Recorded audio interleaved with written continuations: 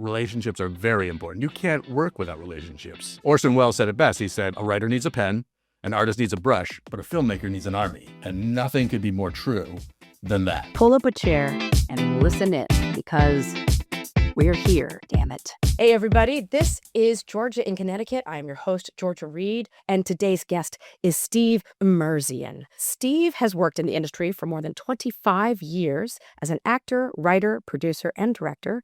Now, at the end of 2019, Steve produced a sitcom conceptual pilot called The Big Shot, which is currently streaming on Amazon Prime and stars Bernadette Stanis, who was also Thelma from Good Times, and Chris Barnes from Seinfeld and Curb Your Enthusiasm. Steve's self-published memoir, Life at 24 Frames Per Second, chronicles his life in the entertainment industry and some of the comical ups and downs he dealt with along the way. As a former commissioner with the Hartford Film and Media Commission and now a board member of the Connecticut Film and Television Alliance, Steve is dedicated to supporting film and television production here in the Nutmeg State. Most recently, Steve executive produced and directed the upcoming documentary Hollywood to Hartford, Connecticut's Film Locations, which premieres this summer. Steve, welcome to the show. Georgia, thank you so much for having me. I love this house. Thank you. This is the best podcast I've ever had. The house loves you. I could tell. We feel the aura. It's a nice vibe. It has a good vibe. Whatever ghosts are here, because this house is 250 years old. Wow. They're very happy ghosts. So I think we're doing it right. So beautiful. Beautiful. Well, let's start with where in Connecticut and why in Connecticut. Now, you're in Collinsville, right? Yeah, I'm a Connecticut boy. Most of my life. I did do 2 years in New York. I was in school for acting in New York in 83 to 85, Juilliard, the American Academy of Dramatic Arts, and then the School of Visual Arts. Great pedigree. Okay. Well, I didn't graduate. I attended. Robin Williams didn't graduate either, so. But it was a nice school. I was one of those people that had the audacity to audition and think that I was going to be good enough, and then I got scared later after the audition. I break out into the sweats. Yes, yes. It's like, well, if they can do it, why can't I? Leap first and look later. Yes. And so I was born in Hartford, and I grew up in Farmington, and then I stayed in Connecticut, various places. New Haven was one of my first apartments. I worked in theater down in Wallingford and at the Oakdale Musical Theater right out of high school, and just got into, theater and broadcasting, Connecticut School of Broadcasting right out of high school as well. But not so much to get jobs, but to get confidence. I was very shy in high school. So really? Very, very, I was a wallflower. And then in my junior year, one of my teachers had a radio broadcasting course. He said, you should take it because you have a nice voice. I said, no, I'm not going to do that. And he kept forcing me. He kept coming up. I need your voice. And then he said, you have to do the school announcements.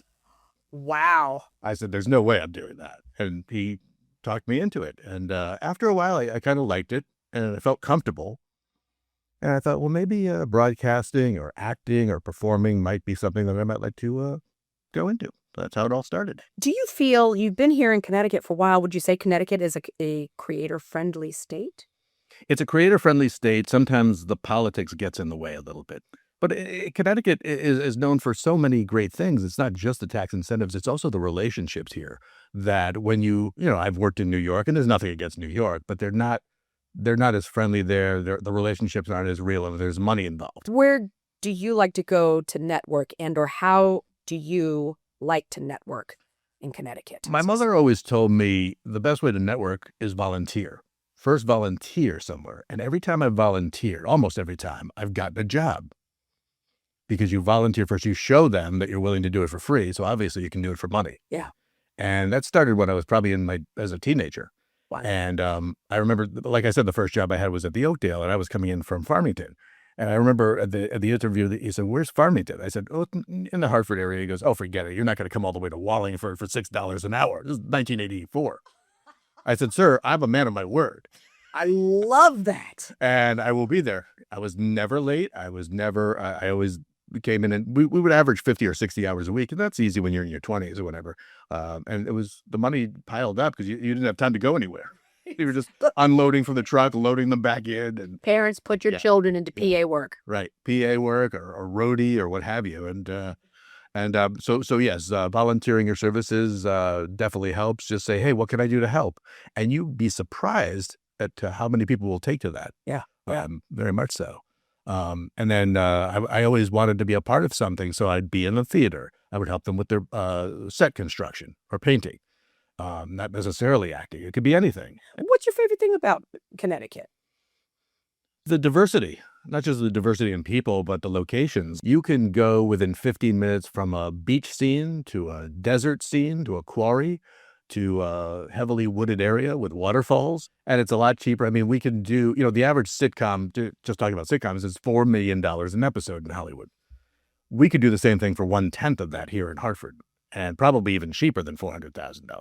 But and sitcoms are coming back. Yeah, I'm so excited about yeah. that. And I'm hoping to still sell my show down the line. But wouldn't it be great, besides films, if we could have a weekly show, whether it's a sitcom or whether it's a drama, that you have a regular paycheck every week in Connecticut? In Connecticut. Well, now if you sold, now you're talking about your comedy, The Big Shot, right? Correct. So now I want to touch on this.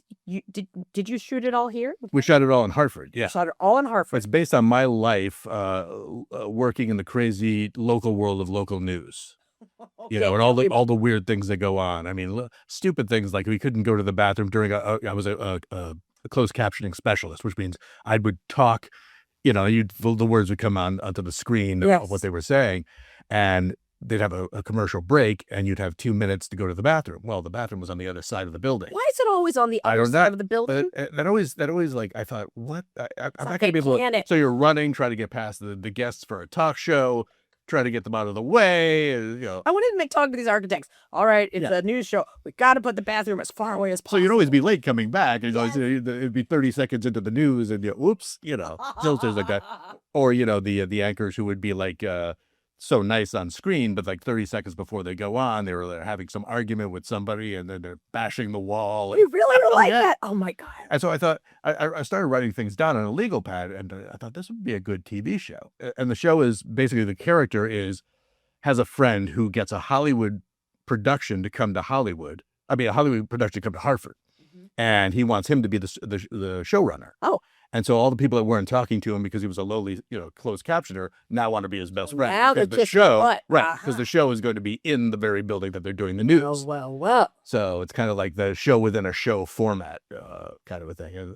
And it's a conceptual pilot because we didn't have enough money to shoot it properly. Who knows? We had $15,000, and we did a lot with $15,000. You did a lot with $15,000. It looks great. Oh, thank you. And but if we had like 100,000, I think it would be so much.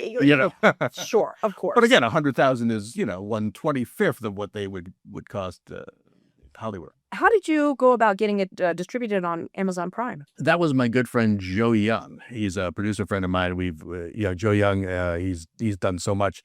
Right now, he's working with Kemet, the Time Traveler, one of his books, comic books, and trying to turn that into a series as well. He's just so busy all the time. He's done films in the past. Diamond Rough was his first film. Yes, I've heard about Diamond Rough. It was like $1 million production that he shot it in Hartford. Amazing. With big stars.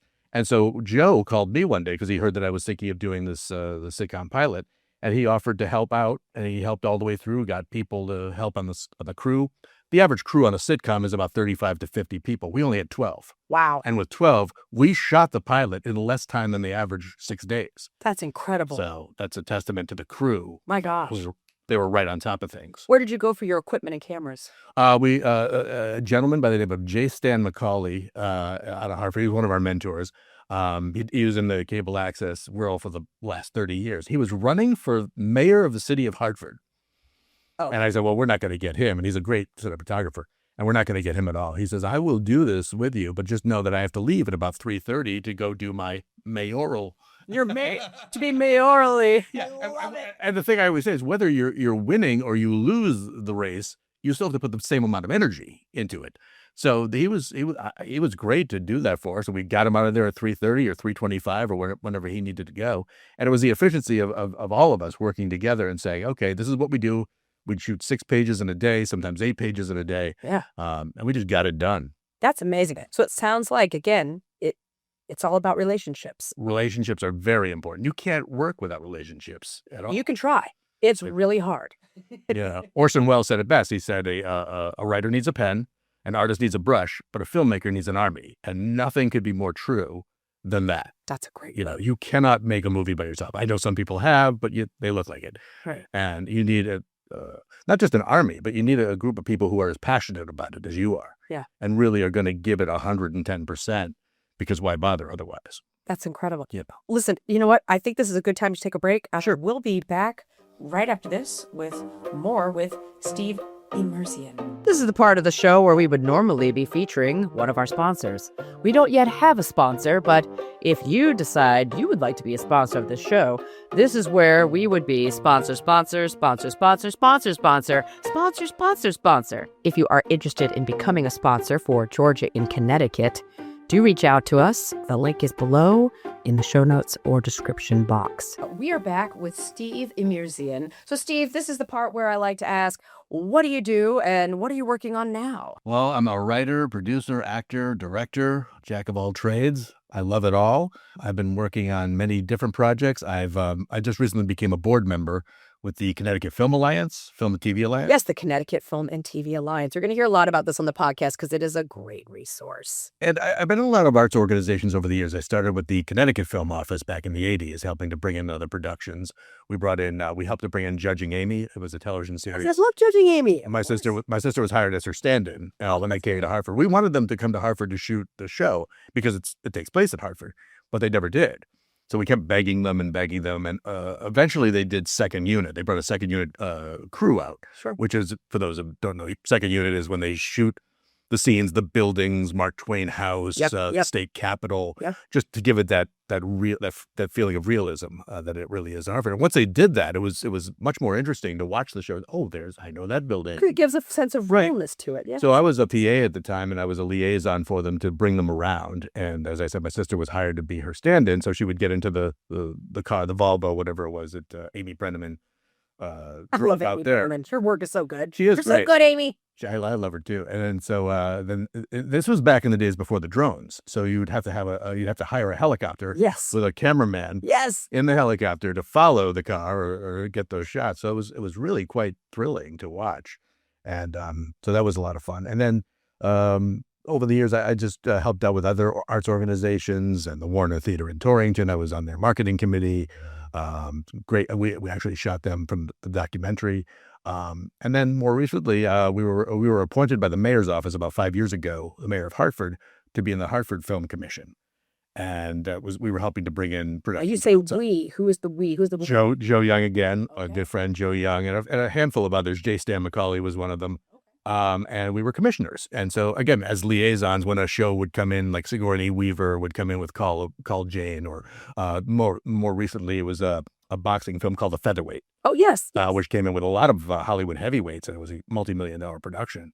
So we worked with them. So commissioner is a liaison. Just like a liaison. We have no real power. We don't get paid for it. But you know a guy. You know we know the mayor. You know where you know where to find things, or what if they need location or what. Exactly. If they need permits, if they need certain things, I once helped a guy get an ice cream truck, period piece. Well, Featherweight was a good example because it was set in 1965. So it's one thing to get a building from that period, but to get the props and the costumes took a little doing. But we did get them, and we even got his authentic boxing gloves from the real Pep. Where'd you put them? And you couldn't. I mean, were they? I mean, I'm sure they were delicate. Did the guy get to put them on? I think he put them on. Yeah.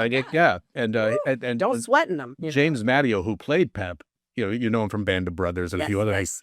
But he was the spitting image. He became Pep. Ah, that's amazing. So yeah, and it was that was one of the more recent ones, and we were a part of that as well. And then most recently, the Connecticut Film Alliance came into being, and they're acting as a liaison and trying. We have over 700 members now. That's great. And we're trying to get it more and more. Yep. It's free. It's free to join, by the way. It's free to join. And if you want to know what's happening in Connecticut in the film industry, that's the place you have to go. It's the go-to place. It's the go-to place. And I love everybody that's a part of it. They jumped right on board to help me out with my project without even a second thought of it. Yeah. It's like, oh, this is great. Yeah. So because it helps everybody. It does. Yeah. Helps everybody grow. Well, I want to know, you've talked a little bit about starting out as an actor. I know you've also worked in journalism and in newspapers and magazines. Were you doing both those things at the same time? Sometimes. Yeah, sometimes. How did you juggle that? Well, writing comes easily to me. I don't really get like writer's block and things like that, especially if it's something that you love doing. Like if I had to do a local politician. You don't get writer's block. Not really, and nothing for long periods. That's great. I've never really experienced that because I just, in my mind, before I start writing, my way of writing is, let's say I'm writing a script, legal pad, start writing, jotting down ideas, chronologies, Stream of consciousness kind of thing. what's happening in the beginning, middle, and end, and then just filling it in from there. Yeah. Then I jump on the computer and start writing. It's like, okay, I like that first paragraph. I'm going to go with there. And then the characters themselves just become real to me. Otherwise, if they're not real to me, it's not worth doing. I want them to be, real. I want them to be something that you got to hang out with these people for a while. And I want to enjoy watching what I'm creating. Even if I'm not the one directing it, if I write it and somebody else directs it, that's fine. Yeah. But I just love the idea of these characters. And I try to make them as rich as I can with the backstories and all that. And so that's with scripts. But I was also interested in writing about entertainment. And so I would call newspapers and I would say, can I do a review of a TV series, or can I do an actor that I know lives in Connecticut and there's a Connecticut connection. And then I started doing that, and that became a weekly series called Center Stage with Steve Emirzian. I love that. And it wouldn't just be about film; it would sometimes be theater and all that. And it just kind of worked from there. And I went to several newspapers and weekly newspapers, and then it became a podcast that didn't last very long, but it became a podcast that I enjoyed doing. I just couldn't do it by myself. I was like, setting the camera up, jumping in front, and trying to do all the engineering. It's a lot. I did a little snooping on IMDb, and I am going to ask you. I noticed that in a particular film called Being Michael Madsen, you were credited as playing Madsen's lover. Do tell. How, as an actor, did you prepare for this? And what was the most rewarding thing about being Michael Madsen's lover? Gay lover. Yes. Well, that's implied. Well, that's how I'm credited. Oh, I like that. In case you were wondering. I never met Michael Madsen in person. We did 2 films. One was called Donnie Brasco. Oh, you worked on Donnie Brasco. I was, again, just a background extra. And I was in the deleted scenes when it's made, when it's on television. You can see me, but you can't see me in the film. But and Michael Madsen was in a couple of the scenes, but we never met or talked or anything like that. So wait a minute, you never got to make out with Michael? I was so looking forward I wanted a smooch scene here. My friend Michael Maggiolo, was a filmmaker for many years, did some great films, low budget films here, and he's just not into it anymore. He's not into filmmaking, but he did some great work. And one of the things he was doing was it was called Being Michael Madsen, which was a mockumentary about life with the paparazzi and how far it goes and all this. So he said to me one day, he says, "Would you like to be in this? A very small part." He goes, "You're not going to be in it in a video. We're going to Photoshop you into a National Enquirer where you're with Michael Madsen with your arm around him, and we're going to pretend we're going to make all sorts of rumors about Michael Madsen." And the story goes, and I didn't meet him again on this film either. But the story goes that when Michael saw the picture, he just started cracking up because I was the most unattractive lover. I love it. They put me in they put me like in a Hawaiian shirt and a cowboy hat, as I recall. And well, they say love is blind. Yeah. Steve, come on. But it was fun. It was a lot of fun. And it was nice to hear that he had a good laugh over that. And that's what we're here for, right? That's fantastic. Wait, so did they green screen you in? No, what they did was they're trying to spread rumors about the character. No, but I'm talking behind the scenes. What was it like on set for you? Oh, they just took a picture of me. They just took a photo. They just took a photo of me, and then we go home. What an easy day for you. It was like 20 minutes. I was done. Beautiful. And they had me like doing this and doing this, and that's it. And then they picked whatever one they wanted. And when it all came together, I was believing it. You're like, what happened? Where was I that night? But that was a lot of fun. But you had to go looking for that one because that's my job. Okay, well, tell me this. I'm thinking about the future of Connecticut and film and TV production here, because I've heard you say that, especially with this documentary, and we're going to talk about this, you want people to understand that Connecticut is a go-to place. Mm-hmm. You want more production companies to come here and make stuff. So what needs to change in Connecticut to make that happen? Well, the local government has to change. They have to believe in the project. And Connecticut's had its ups and downs. We've had movies that have been filmed here since the silent era. Okay, Way Down East was shot on the Farmington River in 1918. And so I didn't even know that. And I grew up in the town. And so when you actually find out how many films have been shot here over the decades, Strangers on a Train, Oh my gosh, you it know, was done here? yeah, Oh the my gosh. Swims, so many, Stepford Wives, both the new I and the old one. love the original original, Stepford Wives. yeah. And I was an extra on the new Stepford Wives. Okay. Way back. So was my sister. Yeah. Yep, way back. And then more recently, War of the Worlds, and the Indiana Jones, the last Indiana Jones film was shot in Essex. But over the decades, I mean, there's just been so many films that a lot of people don't know about. And so obviously Hollywood has come a calling to Connecticut because they like it for some reason, not just in terms of saving money, but also because of the vast locations that you can use. And so I thought, Connecticut has had its ups and downs. Like I said, in the early 2000s, we had Judging Amy coming in. It was a very well-known show back in the late 90s and the early 2000s. But since then, it's kind of reached a lull, goes through some lulls. And I want to see more of a consistency of films coming in, at least a dozen a year, if not two. Yeah. Along with some films, some TV series. Yeah. And whatever, everything in between. Well, what can we do? I mean, as for my audience here, is there anything that we can do in our, as community members to help this? You can contact your local governments and just ask them to relook at the tax incentives, make it easier, not just in Hartford, but make it easier to get a permit, for example, or to make a phone call. See, in the old days, you'd be able to have somebody pick up a phone at these offices, but nobody's in the offices anymore. We need to get back to that, because when I travel the world, when I'm in the UK or whatever, I see that they still have offices, and you can walk right in the door and talk to them and pick up the phone, talk to a human being. Very important. Yes. And we're missing that. And if we don't go back to that, I think it's going to be a problem. It's funny you said that, Steve. I went online looking just to see, well, what is it like to get a permit in Connecticut? And the only thing I saw was, if you want to shoot on a highway, you need a permit. Right. Otherwise, do you need a permit to do anything here? Officially, yes. I mean, you can't just shut down streets. I mean, well, so for a big production, Right. but if you're independent, it doesn't seem guerrilla. like anyone It's cares. guerrilla. They just go out and do If it. you're an indie Yeah. filmmaker, I'm just saying, come to Connecticut while you can. But I think, and I don't mean, I'm not going to mention any politicians, but the local politicians don't mind coming to the red carpets and the fun and the galas, and that's fine. But there's also the work to be done. Yes. Is have somebody that can answer a phone that says, when somebody calls from Hollywood or New York and says, hey, I'm thinking of shooting here. You need to be answering. Well, if you want more red carpets and galas, and if you want to meet Right. Joaquin Phoenix, and you want to schmooze, guess what?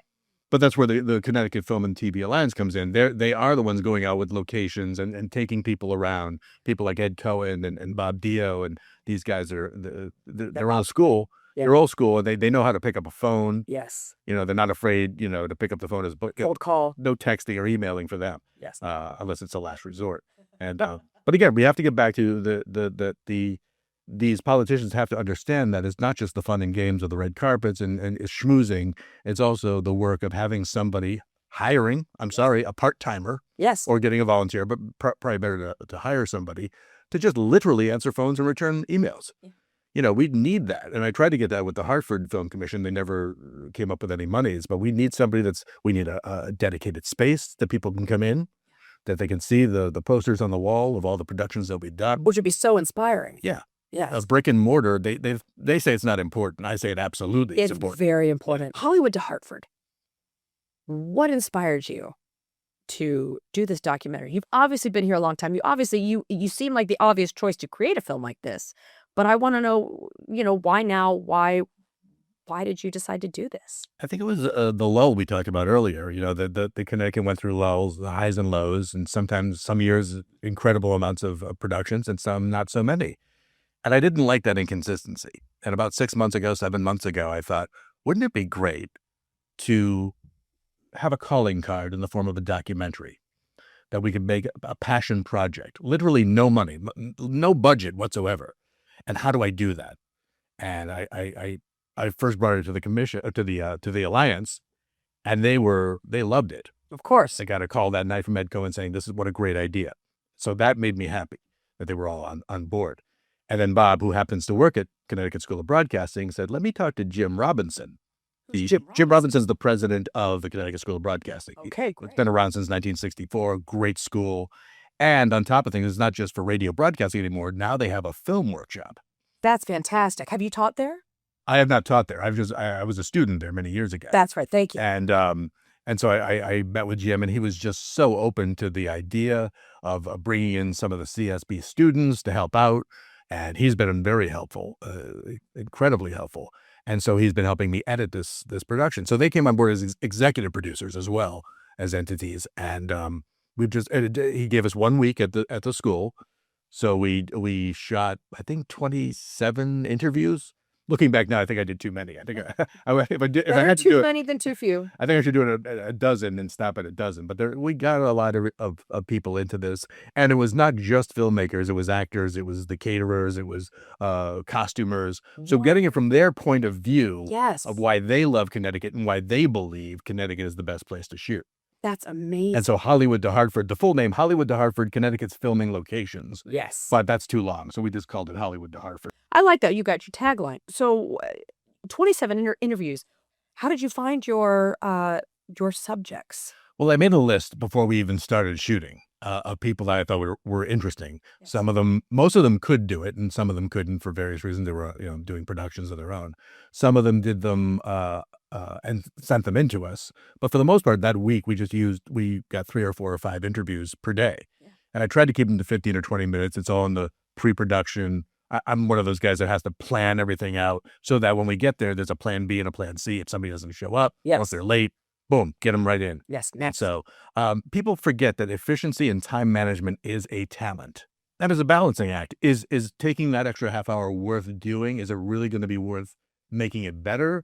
Or should you? And it is. Or is it going to meander? It depends on, right? Right. But 9 times out of 10, you're really going to get the best stuff right there up front. Well, you know that because as an actor, I've often said, if you do 3 takes, that's enough. 4 takes maximum. So I consider myself very efficient. Time management is very important. I've never been late to a job ever. Ever? You can say never? Ever. That's incredible. Because it's the OCD in me. It's like, you're in this business, you've got to show up. Yeah. Well, I worked in news, so the news is going to go on at 5 o'clock, whether I'm there or not. That's exactly right. And my boss is going to know whether I was there or not, or there's a deadline to the newspaper. Yes. My editor doesn't care if I do all 8 of them the night before or along the way. He just wants to know that when that deadline hits, I'm ready to go. Yeah. Exactly. And it's always been that way for me. I'm assuming you used a lot of found footage on this documentary, like when you're talking about the films. Did you get stock footage? Did you take cuts from movies? How did you work with that for the documentary? The found footage, really the only found footage was going online and getting the posters of the movies that were shot here. Okay, and that's legal. I'm asking because if anyone wants to make a documentary, kind of what are all the... It's legal, and most of the people that I interviewed were the ones that had the movie posters. So you've got the rights then. Right. That's great. But you can put like a Way Down East from 1918. Yeah. It's just a movie poster. Yeah. It's not a scene from the film. No one's going to be coming for it. Right. Hopefully not. No. If they do, they don't get anything. But, to get back to your point, I did most of the footage myself. I would go out to Essex and shoot video of the town. On location. On location. That's great. What a great... I was there on my birthday and I was just getting shots of a little town. I got some beach footage and Collinsville's, when we talk about small towns, it's a very small town. And so I got some footage of that on my own. So I try to get as much as I can legally that's mine, that I get. And some people send some in. We're going to get some drone footage. Yeah. So the editing's up to about an hour now. I want to keep it around an hour long, a little over an hour. And Jim Robinson's been great with all the special effects that he's just starting to put in, and he's got a lot of things from CSB or when the broadcasting school first started. Yeah. I said, give me some of those old black and white footage. Yes. He has a shot of his dad with the Beatles. Oh, I love and the Stones. Yeah. So that'll be nice when we put that B-roll in. And what were you aiming for? Did you want this? Do you see this on PBS? Do you want it on? You said you want it to be a calling card. Yeah, this is going to be, thanks to Joe Young. It's going to be on Amazon Prime. It's going to be on probably Tubi TV and some of the other streaming services. Tubi. Yes. That's where all the best documentaries are. Thank you. That's true. And so we're looking. Right now it's June. We should be finished in the next month or so. Yeah. But just to make it safe, we'll say late August. It's wonderful. It'll be streaming probably sooner, but hopefully. And I don't know if we're going to premiere it anywhere first. It's been suggested, possibly the Bushnell. The Bushnell's lovely. Yeah. And so we'll see that. But whether it premieres anywhere or not, I'm just happy to have it streaming where everyone can see it. Yes. And again, as a calling card, if we can get 2, 3, 4 people who were on the fence about shooting in Connecticut to actually come here. That'll make it all worth it. It's funny. It's always show, don't tell. Show, don't tell. Exactly. Once this is completed, are you taking a break or are you already jumping into something else? I'd like to. I have a project that's on the QT right now, but I have 2 other movies that I'd like to, and 1 television series. One is called Operation Guardian Angels, which is a band of brothers meets the X-Files. It takes place during World War II, shot in Connecticut, but it'll be a weekly series where the last survivor of a platoon, a U.S. platoon, is telling his story about the odd things that have happened, because there were a lot of weird things that happened during World War II. There's a lot of ghosts in Connecticut. And so it's like, I think it could be a very good series, bookended in present time. You start in the present, you end in the present, but in between it's 1943, and you get to see them all and all the weird things that have gone on with. So you're shooting in Connecticut, but it's taking place in Europe during World War II? Correct. And because we can make it look like Europe and all that. And it can be done relatively. I want to shoot a pilot, but I see this as a really successful TV series that could go 2 or 3 seasons. Oh, yeah. And another one is called City Limits, about a gentleman named Marcus Greer who, during COVID, robs a bank, gets sent up for it to jail, and he hides the money. And when he comes out of jail, the bodega that he put the money in went under, like a lot of businesses in Connecticut, and became a police substation. So now he's got to figure out a way to get in and get the money. Well, wait a minute. So he robs a bank during COVID because the bank was empty? He robs a bank just prior to COVID, and he goes to jail. Oh, God. And he goes many years. He's in jail, 4, 5, 6 years. And then when he gets out, now the bodega is no longer in business. It's a police station. So now he's got to break in again. Correct. Oh, I don't like that. And so there's the Armenian mob. There's the all sorts of things. It's like a really nice action adventure. And a bit with a dog, I hope. We could throw a dog in there. But again, it's in Hartford. So I want to see if we can get some budgets. And the budgets don't have to be in the millions of dollars. They can be hundreds of thousands. Yeah. And still get what you want to do. Oh, wow. These are exciting projects, Steve. Well, on that note, let's take another break, because right now it's time for your Daily Constitution. Born in Ansonia, Connecticut, this American drag performer is best known for performing on the 15th season of the TV series RuPaul's Drag Race. Her original song, Let Loose, has gone viral and received a remix featuring fellow drag artists Jan Sport and Lemon. Who is she? If you know the answer, click on the link below in the show notes or the description box and leave a comment with your best guess. If you guess correctly, we'll give you a shout out on one of our future episodes. And that was your Daily Constitutional. And we are back here with Steve. Part 3 is what I like to call full of surprises, because one of our state's many mottos is Connecticut, full of surprises. And let's see what surprises we can uncover today about Steve. So Steve, tell me, what is your favorite word? I'd say verisimilitude. Verisimilitude. The truth. Oh. And in film, it's like if you're playing a character, for example, a sheriff, you have the family in the background too to make it look like you're a family man and all this stuff. Anything that would add to the realism of the scene, of the character, or what have you. So I'm a firm believer in film verisimilitude. What is your least favorite word? Moist, I would say. It's just one of those words like, really? And any pants with the word moist on the back. No, that's not a selling point for juicy. me. Juicy. Hey, to each their own. But tell me, Steve, what turns you on creatively, spiritually, or emotionally? Other people that are creative, just meeting other people like yourself, and just, you and I could talk for hours, even if there was no camera, and I said this to the customer at the Warner. I said, I could talk to you for 3 hours and then there are some people that, what we call the ordinaries, who are not in the arts. And it's an acting job just to get through the day with them and talking about the weather and nothing against that. It's just like, I want to hang around with artistic types.